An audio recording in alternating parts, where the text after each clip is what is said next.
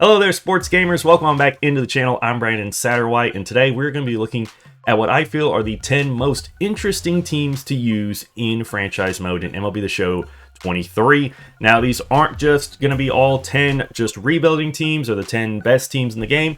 If you saw the video I did last year for MLB The Show 22, you know that I like to break teams up into 3 different categories. The first one are the rebuilding teams. These are the bottom of the barrel teams. Usually not much star power already, but they usually have some nice prospects that you can either develop or trade for established players. And these are usually more long-term before you're going to actually see some success. My second category are those middle-of-the-pack contending teams. These are teams that can make the playoffs or maybe miss the playoffs, but they're not really considered World Series contenders just yet. They're looking for that maybe 1 or 2 last piece to sort of get them over the hump, get them to where they're trying to be. They usually have, some star power already, but there's usually at least a couple of decent prospects coming up that could maybe either, again, be traded for that final piece, or you could try to develop them yourself and keep them in-house and see if they turn into that generational talent. Then the final group are what I call the Dynasty teams. These are the top of the top teams that are positioned to where if you manage the budget correctly and make the right moves, you could be a powerhouse for decades to come. These are the teams that have great young players that are already stars, that are locked in on long-term deals. They usually have at least a little bit of money to throw around. They may not have the best farm system. Usually there's not many great prospects because they've already moved those to get all the great players that they have right now, or the prospects that they did have developed and are now their star players. Those are the 3 categories we're going to look at here today, and we're going to start off with the rebuilding teams. And the first rebuilding team we're going to look at is the Baltimore Orioles. Obviously a very popular team in MLB right now, a lot of great young players. But in MLB The Show 23, not the best right now. Definitely going to be a little bit before you start seeing success with this team.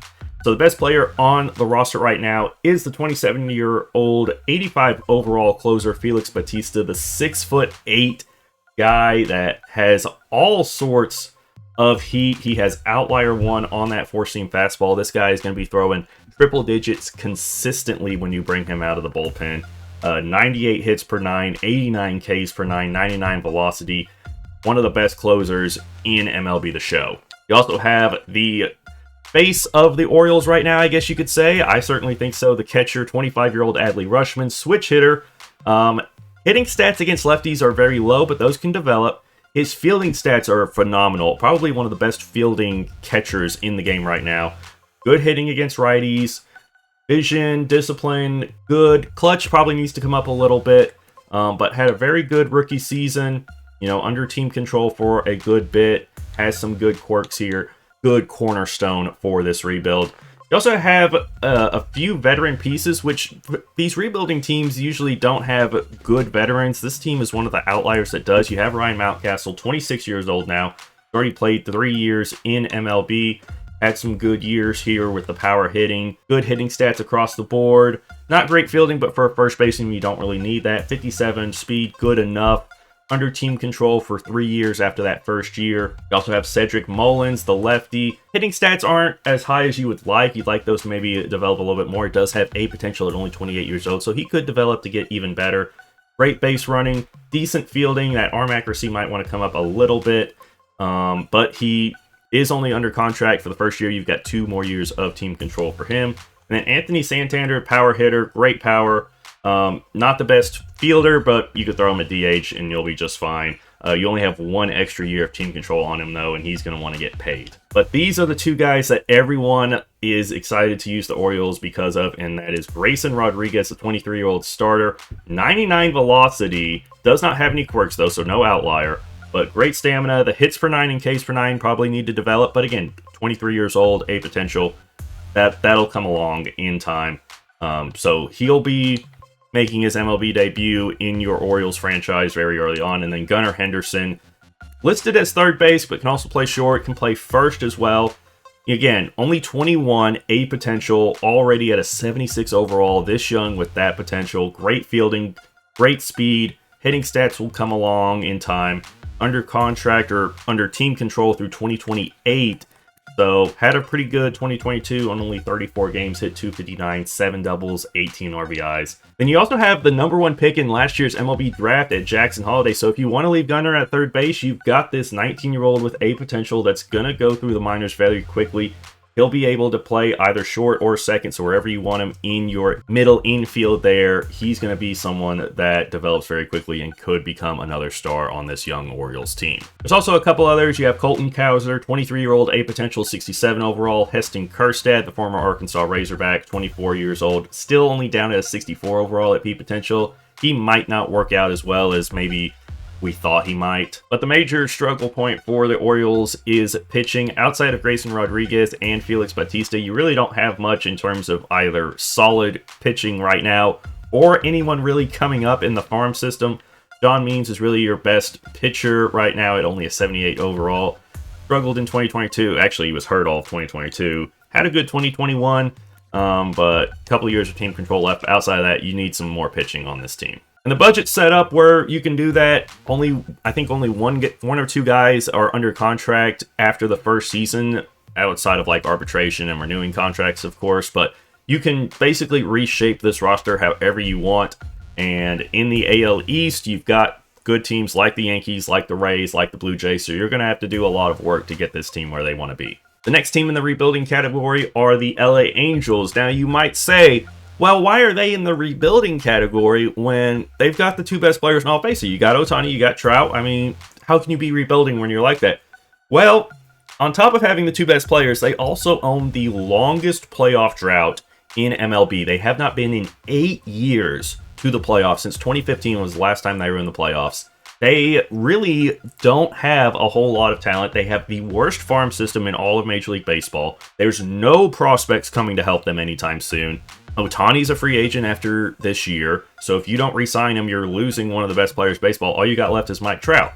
Now, of course, there are some new guys that have come over to the team. You've got Hunter Renfroe, who comes over from Milwaukee, had a good year there with them, had a good year in Boston.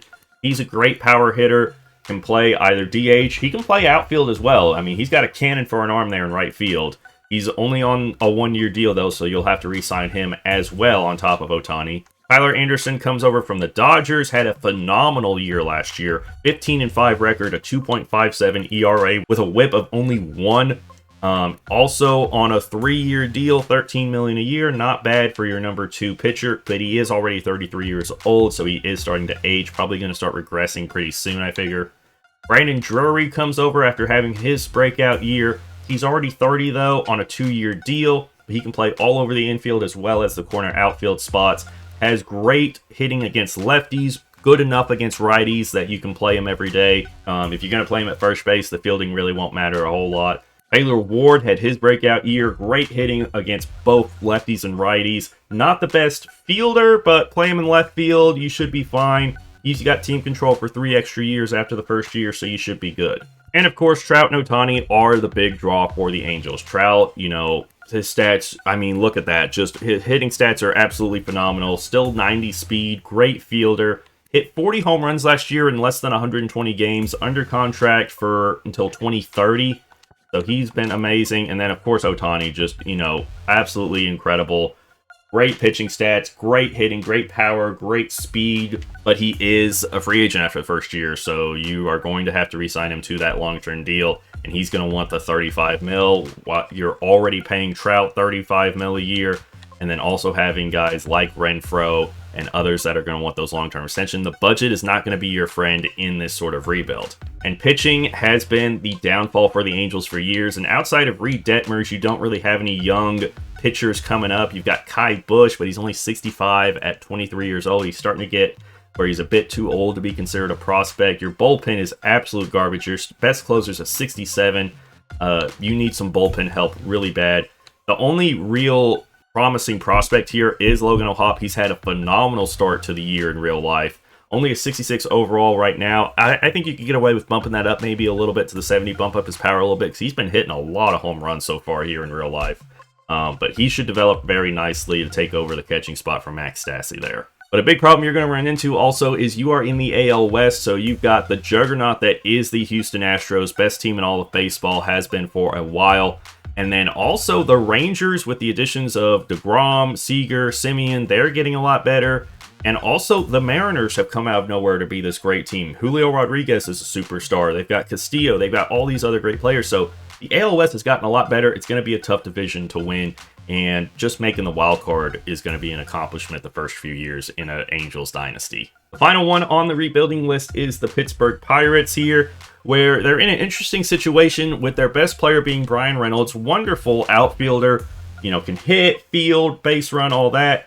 Under contract for a few years, not making a whole ton of money, but in real life, he's requested a trade request. Of course, you don't have to trade him, but that could be a fun little storyline for your franchise if you want to try to trade him and mimic how that is in real life. Or if you think the Pirates can work out an extension with him and you want to try to sign him long term, that's perfectly good too. You've got David Bednar, 81 overall at 28 years old. I actually think that's a little bit low for him. I think he's a lot better than that.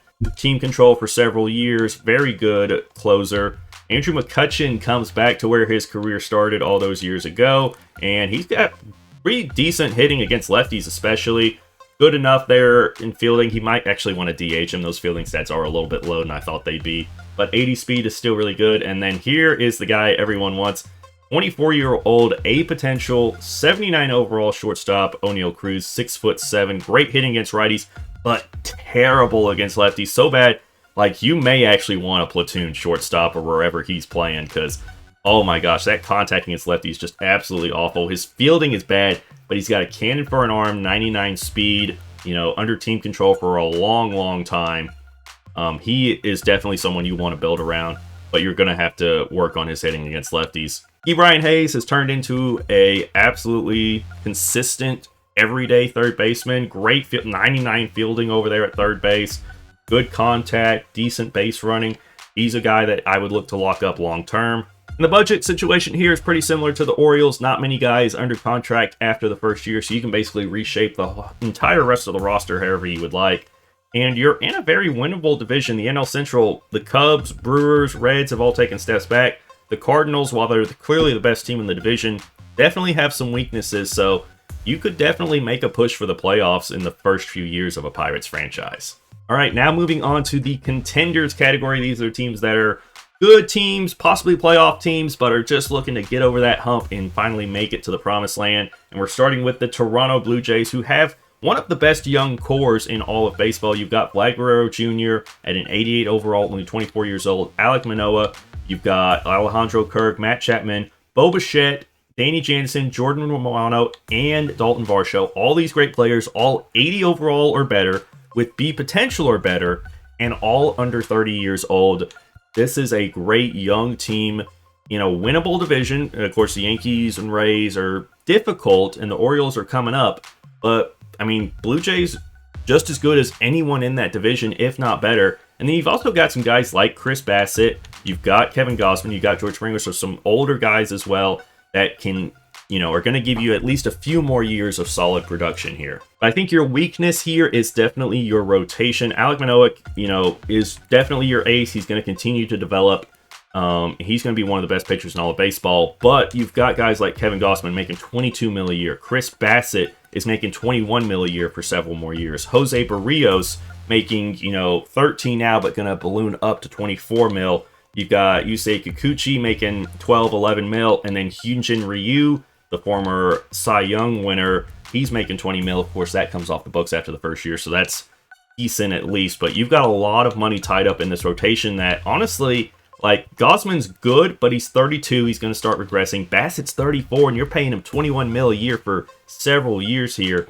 I might look at, especially after year one, look to maybe move some of these big pitching contracts and maybe in the draft focus on some younger pitchers that could come up and be a little bit cheaper and maybe actually be better in the long term for this rotation. Next up is the Mariners, the team that knocked the Blue Jays out of the playoffs last year in the wild card round. They came out of nowhere and went to the postseason for the first time in a very long time for them, and mainly because of this guy right here, Julio Rodriguez. Only 22 years old, 89 overall with A potential. He's going to get up to a 99 overall most likely. Hit 28 homers, 25 stolen bases last year. Great hitting stats, 98 speed, great fielding, under a long-term deal for a long, long time through 2032. And honestly, look at that. That's not how much this guy is worth. Like, he's probably worth at least 20 mil a year. You're going to get him for less than that for over 10 years here. Teoscar Hernandez comes over from the Blue Jays. He's a great hitter, fielder, you know, probably a right fielder for a long time. He is already 30 years old and a free agent after year one, so you'll have to re-sign him. I would sign him to like a 2-3 year deal, because after that, he'll probably start to regress pretty hard, I would figure. And you've got a very good rotation here. Luis Castillo, a legitimate ace here, 99 velocity, you know, had a 2.99 ERA last year. He's under contract for a long time. And then you've got George Kirby and Logan Gilbert, who are only 25 years old, both with A potential, both north of 80 overall. They'll continue to develop and make this an even better rotation. You've got Robbie Ray, the former Cy Young winner here from Toronto. He had a decent year his first year in Seattle. 23 mil a year at 31 years old. He might start to regress, so that might be a contract you look to move on from. Bullpen is pretty good with Paul Stewald and Andres Munoz. You might want to find maybe one or two other arms to fit in there. There's also a few decent prospects for this team. You've got the catcher Harry Ford, of course we all know from the World Baseball Classic. He's got some speed. If that hitting develops, he could definitely be your catcher for the future. But your biggest hole right now is your middle infield. Colton Wong, 74 overall. Not a great fielder, horrible speed for a for a second baseman. Hitting's decent, but not great. And then JP Crawford, basically the same thing. Decent hitting, but your fielding and speed are absolutely terrible. You're going to have a lot of ground balls getting through the middle of that infield if you don't look to improve on that. And the final one in this category are the St. Louis Cardinals. And this team has two of the top 3 NL MVP candidates from last year. You've got Nolan Arenado, who finished third. Had a great year, still a 94 overall at 31 years old. He's going to be making 32 mil a year, but honestly, until he really starts regressing, I think he's worth that. Hit 30 home runs last year. He's probably the best third baseman in all of baseball right now, I feel. And then last year's NL MVP, Paul Goldschmidt, 35 years old, but still 96 overall, but I do think he usually regresses pretty quickly. But he's only under contract for 2 seasons, 26 mil, so after that, he may regress enough that you don't look to bring him back. Or he might still be good enough that you bring him back and maybe just DH him or whatever. Also got some other good pieces. Ryan Helsley here out of the bullpen. Tommy Edman, very good shortstop with good contact, great fielding, good speed. Wilson Contreras comes over from the Chicago Cubs to replace Hall of Famer Yadier Molina. Great hitter, great fielder as well. Tyler O'Neill, Lars Nootbaar out there in the outfield have a bit of youth and basically 5-tool potential. Can hit, field, run, do it all really. Again, the main weakness for the Cardinals here is this pitching rotation. These are all very older guys outside of Flaherty, and he's a free agent after the first year, so you're going to have to re-sign him.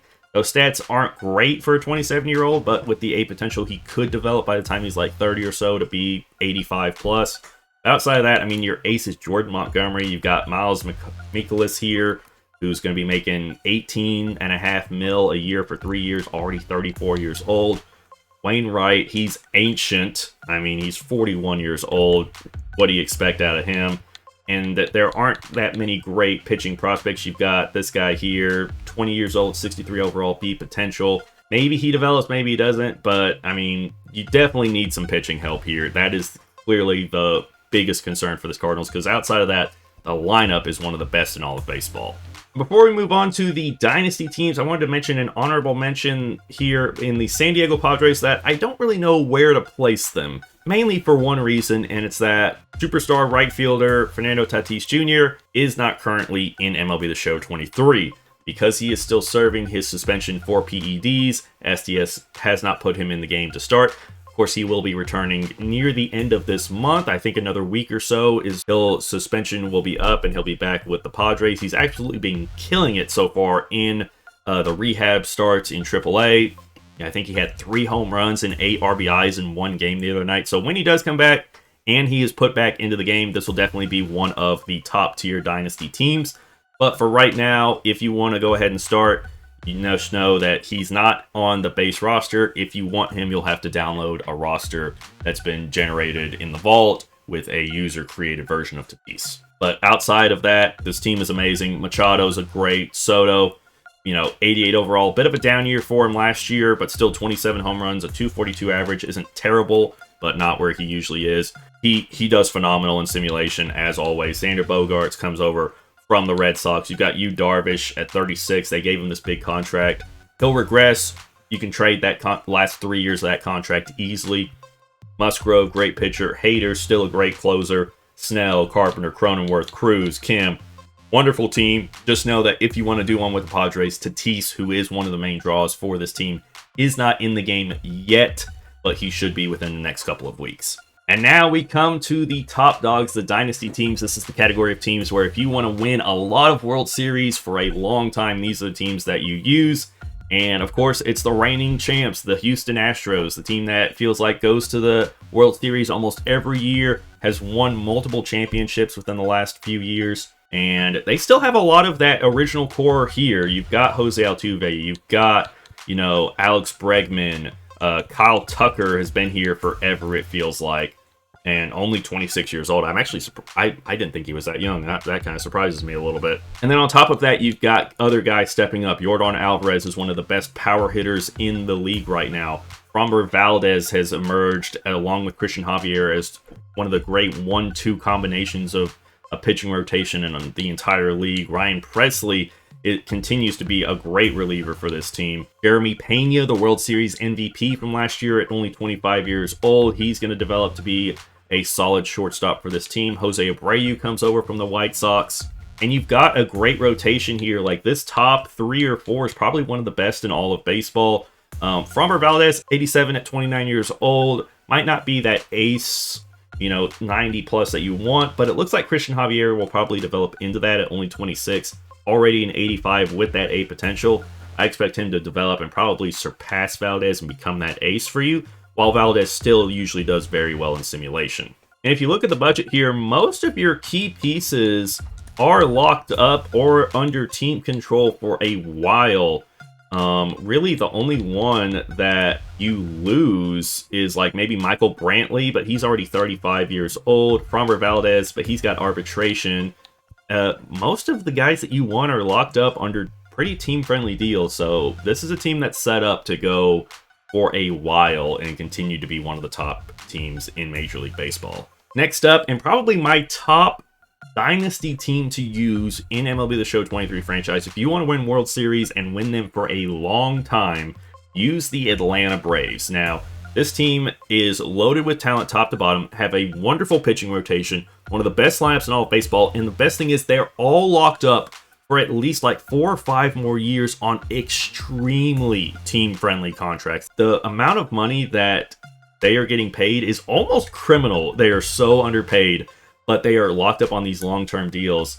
You look at the pitching rotation, Strider, Fried, and Wright, best rotation in baseball in my opinion. That top 3 is great. Morton, he's 39. You're going to have to replace him, but you've got some guys here like Ian Anderson and Noah here that could come up and develop to replace him. Soroka, good 4-5 piece in the rotation. Nothing to be concerned about there. Relief pitching, you could use a little bit more. You've got Minter and Iglesias and McHugh. You might want maybe 1 or 2 more pieces just to kind of fill up that bullpen a little bit. But then you look here, Austin Riley, one of the best third basemen in all of baseball. He's on a 10-year deal making $21 million a year. Matt Olson, great first baseman, power hitter.